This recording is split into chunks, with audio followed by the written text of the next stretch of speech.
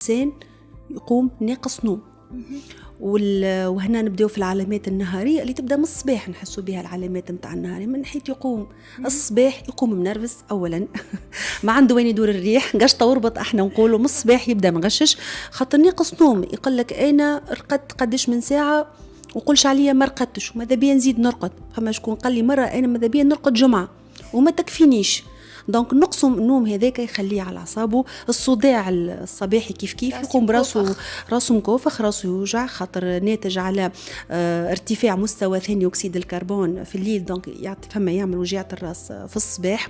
دونك فمه شاي خاطر جينيرالمون يتنفسوا فمهم، حلقه مقلق، فهمتني، ومنرفز هكايا وما رقدش منيح. هذا بالنسبه للصباح.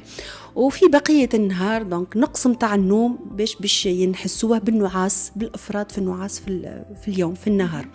دونك النعاس درجات، يجم يكون جيست يحس بالتعب، يحس روحو ديما مدقدق، ديما تعب في النهار، ما هوش قوي، فهمتوا، يوصل ساعات الى حالات النعاس التام الشديد، ساعات فوشئي ما غير ما هو يفيق ويجي يرقد في اي بلاصه. وهنا الخطوره الاخرى زاده نتاع المرض هذا، نتخيلوه الانسان هذا يسوق ولا نتخيلوه يخدم ولا فهمت، ويجيه النعاس فجاه. دونك نجمو نتخيلوا القلق اللي نجم يصير، المخاطر تجم تصير. داكور.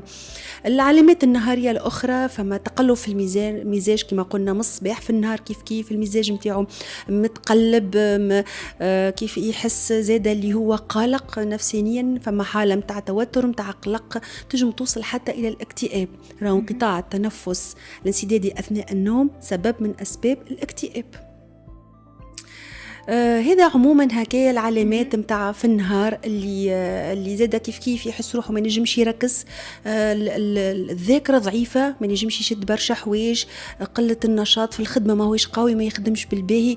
ونتخيلوا دونك المخلفات متاع هذايا الكل. يولي مشاكل في الخدمه، مشاكل في الدار، بالضبط. كيف يجي يرتاح ما يرتاحش. وهذه الكل احنا نضحكوا عليهم ساعات ونتنمروا، لكن لا، سيتون سوفرانس راهي كيف تبدا سورتو حالات متقدمه متاع انقطاع التنفس، راهي سيتون سوفرانس سيلونسيوز معناتها.